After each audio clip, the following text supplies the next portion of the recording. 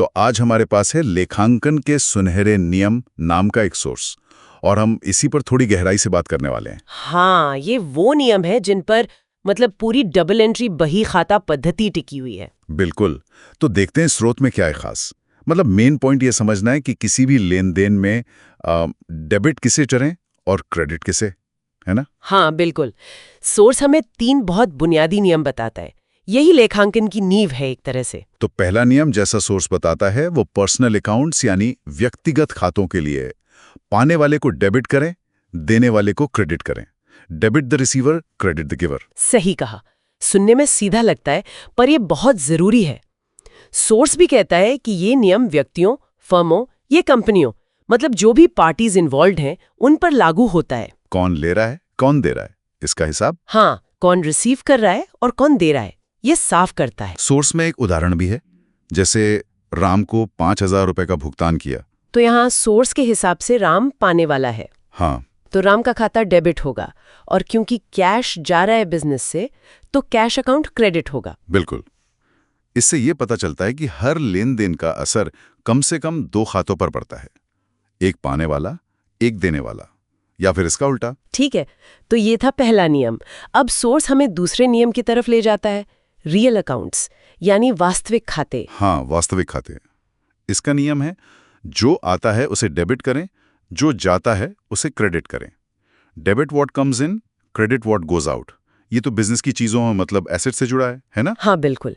Source के मुताबिक ये नियम बिजनेस में आने जाने वाली चीजों, खासकर संपत्तियों पर लागू होता है, जैसे मशीनरी, कैश, बिल्डिंग, फर्नीचर। अच्छा। ये एक तरह से बिजनेस की जो फिजिकल चीजें हैं या जिनकी वैल्यू है, उनका हिसाब रखता है, उनका आना जाना ट्रैक करता है। सोर्स का उदाहरण देखें।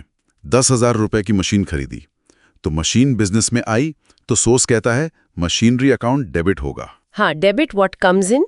और कैश बिजनेस से गया, तो कैश अकाउंट क्रेडिट होगा, क्रेडिट व्हाट गोज आउट। ये सीधा सीधा दिखाता है कि बिजनेस की संपत्ति कैसे बदल रही है। और ये जरूरी भी है। इससे पता चलता है कि भाई बिजनेस किन चीजों में पैसा लगा रहा है, कौन सी संपत्ति बढ़ रही है, कौन सी कम हो रही है। ये सिर्फ रिकॉर्ड की बात नहीं है, ये समझने की बात है कि बिजनेस के पास क्या है। सही कहा। अब आते हैं तीसरे नियम पर। सोर्स इसे नॉमिनल अकाउंट्स यानी नाम मात्र खाते कहता है। जी, नॉमिनल अकाउंट्स। सभी खर्चों और हानियों को डेबिट करें, सभी आय और लाभ को क्रेडिट करें। Debit all expenses and losses, credit all incomes and gains. ये तो सीधा प्रॉफिट लॉस से जुड़ा लगता है। हाँ, बिल्कुल।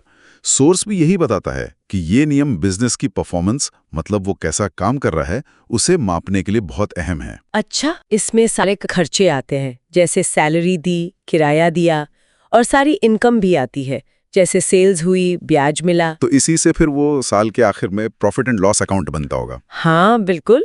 इसी नियम के आधार पर सोर्स का उदाहरण है ना, 15,000 सैलरी दी, तो सैलरी खर्चा है, इसलिए सैलरी अकाउंट डेबिट। और कैश गया, तो कैश अकाउंट क्रेडिट। हाँ, इससे पता चलता है कि पैसा कहाँ कहाँ जा रहा है बिजनेस चलाने में।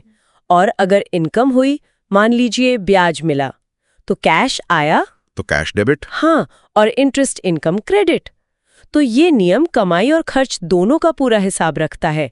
इससे बिजनेस फायदे में है या नुकसान में, इसका सही पता चलता है। तो संक्षेप में कहें तो सोर्स के ये 3 सुनहरे नियम हर तरह के फाइनेंशियल लेन देन को सही से रिकॉर्ड करने का एक सिस्टमैटिक तरीका देते हैं। बिल्कुल।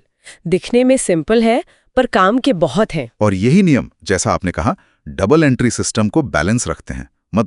हर डेबिट के लिए एक बराबर का क्रेडिट की भाषा की ABCD है। इनसे बिजनेस की माली हालत साफ समझ आती है, जैसा कि ये सोर्स हमें बता रहा है। हाँ, बिल्कुल। और यहाँ एक सोचने वाली बात भी है जो मैं छोड़ना चाहूंगी, कि कैसे ये 3 इतने सरल, इतने बुनियादी नियम इतनी जटिल फाइनेंशियल दुनिया और इतने बड़े बड़े रिकॉर्ड कीपिंग सिस्टम्स की नींव बन जाते हैं। ये तो है। क्या जीवन में या ज्ञान के किसी और फील्ड में भी ऐसे ही कुछ फंडामेंटल प्रिंसिपल्स होते हैं जिन पर सब कुछ टिका होता है? सोचने वाली बात है।